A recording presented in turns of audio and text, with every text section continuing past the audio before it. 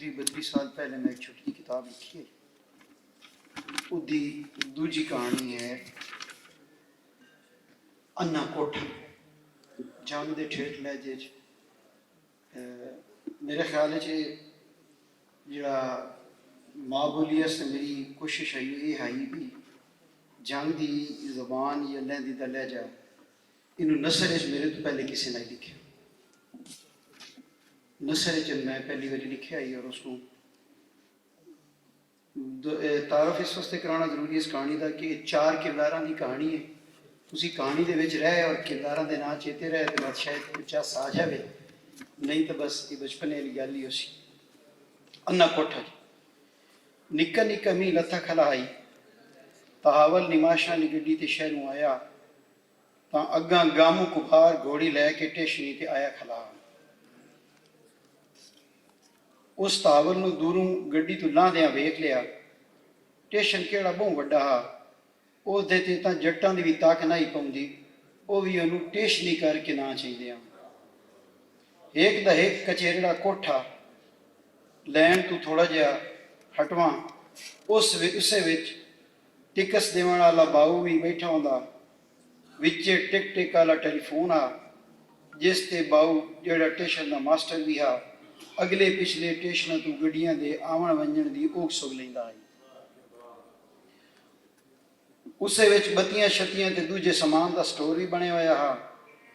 वड्डियां गड्डियां तां उत्थों छां करके लग पैंदियां, छड़ियां दो काले इंजन वालियां थकियां हुटियां लोकल गड्डियां उत्थे आसरा करेंदियां।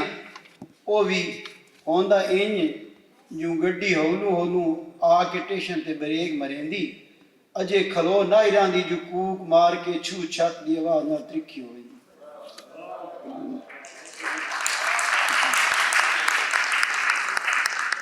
उसे जाटे जै कई लाना चढ़ना होंदा लह चढ़ लेंदा ही। उस दे छड़ा तावल लथा या वह 2 मरानियां उस छट्टे दियां चढ़न कण आईयां खलियां हन जिस पर गामू पहली नजरे तहावल सुजान लिया। आ भाई गामू आ गया। तावल चादर दियां डबकां समझेंदे होया टाली हेठ आ गया जिथे गामू घोड़ी नूं खुग नाल अड़ा के आप मोढ़ दा ओला लैके खला ही तां जो मीह नाल सेज न वजे। बिस्मिल्ला मेरा सरदार नौकर तो दीगर वेले दा राह ते खिलाई खलाई जी मैं तो धमी नाल आया वो गड्डी भी वेखी आ। गामू अगेरड़े होके तहावल दा हाथ चुमिया ते बाद अपना पटका ला के ओदा खुस्सा पूजन लग पिया।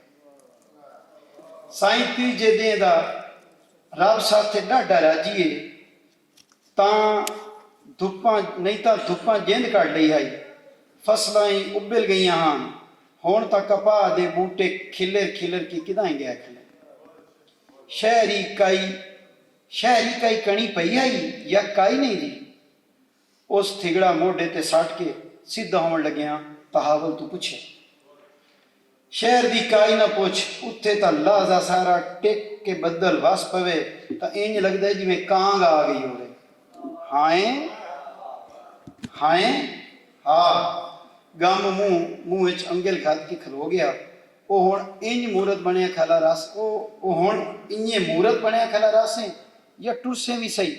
तहावल आख्या जी क्यों नहीं मेरा सरदार मैं आदा हम लाजा जाल जा भी मता मी रोकी भी नहीं के आ जगना है यार इो जै मी विच तां रूह आदा है बंदा थिगड़े ला के कौड़ी खेडे और लाया घोड़ी अग्गा वंजिए।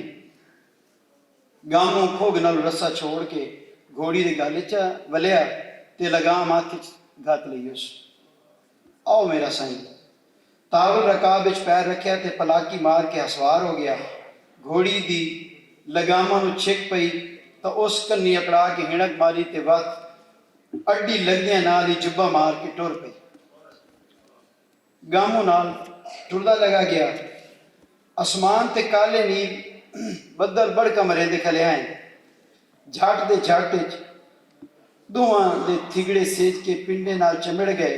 गामू दा काला केट ते तहावल दा गोरा निशो जुस्सा साफ पिया दिसदा पर उन्हां दोहां नूं अपने नंग काई दी काई ना आई।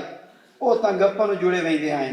ਗਾਮੂ ਹੁਣ ਤਰਕੜਾ ਹੋ ਜਾ, ਕਿਉਂ ਮੇਰਾ ਸਾਈਂ, ਸਾਥੋਂ ਕੋਈ ਗੋਲ ਗੁਲਾਮਣਾ ਨੇ ਦੱਸ ਚਲਿਆ। ਅਛੜਾ ਗੋਲ ਗੁਲਣ ਕਰਨਾ ਤਰਕੜਿਆਂ ਹੋਈਂਦਾ ਹੈ। ਮੈਨੂੰ ਤਾਂ ਇਓ ਹੌਲ ਪਿਆ ਮੇਰਾ ਸਾਈਂ। ਔਰ ਭੈੜਿਆ ਜੰਨੂ ਦੇ ਹਾਰ ਕਰਨ ਵੀ ਸੌਖਾ ਕੰਮ ਨਹੀਂ ਆਉਂਦਾ, ਇਹ ਵੀ ਗੋਲ ਰੰਗੀ ਗੱਲ ਹੁੰਦੀ ਏ। ਗਮ ਕਾਂਚਾ ਜੰਝ ਸਾਈਂ ਤੁਹਾਡੀ ਜੰਝ ਇੰਝ ਚੜਸੀ ਜੋ ਜੱਗ ਚ ਬੱਲੇ ਬੱਲੇ ਹੋ ਗਈ ਸੀ। ਲੋਕ ਸਾਲਾਂ ਤਾਈਂ ਯਾਦ ਰੱਖਸੇ ਜੀ ਬਾਵਲਾਬਾਦ ਦੇ ਸਰਦਾਰ ਦੇ ਸ਼ਗਨ ਹੋਏ ਹਨ। ਗਾਮੂ ਛਾਤੀ ਤੇ ਹੱਥ ਮਾਰ ਕੇ ਆਖਿਆ ਤੇ ਤਾਵਲ ਹੱਸ ਪਿਆ। ਉਹ ਕੜਮਿਆ ਮੈਂ ਆਪਣੀ ਨਹੀਂ ਮਰਾਣੀ ਬਾਨੋ ਦੇ ਸ਼ਗਨ ਦੀ ਗੱਲ ਕਰਦਾ ਪਿਆ। ਉਹ ਵੀ ਸਿਆਲੇ ਵਿੱਚ ਤਰੀਕ ਦੇ ਆਇਆ ਜੀ, ਇਹਦਾ ਮਤਲਬ ਹੈ ਮਰਾਣੀ ਹੋਰੀ ਵਾਗ ਵਈ ਸਨ। ਗਾਮੂ ਮੂੰਹ ਚੰਗਲ ਰੱਖ ਕੇ ਹੌਲੂ ਜਿਹਾ ਆਖਿਆ, ਹਾਂ ਗਾਮੂ ਹੇਕ ਨਾ ਹੇਕ ਦੇ ਤਾਂ ਇਹ ਭਾਰ ਮੈਂ ਆਪਣੇ ਮੋਢਿਆਂ ਤੋਂ ਲਾਵਣਾ ਹੀ ਹਾਂ। ਮੇਰਾ ਸਰਦਾਰ ਗੱਲ ਤਾਂ ਤੁਹਾਡੀ ਵੀ ਠੀਕ ਹੈ, ਪਰ ਪਹਿਲੇ ਤੁਸਾਂ ਆਪਣੀ। ਗਾਮੂ ਜਵਾਨ ਭੈਣਾ ਬੂਹੇ ਤੇ ਬੈਠੀਆਂ ਹੋਵਨ ਤਾਂ ਵਿਰਾਸ ਸੇ ਦੇ ਬੰਦੇ ਚੰਗੇ ਨਹੀਂ ਲੱਗਦੇ। ਤੂੰ ਛੋੜ,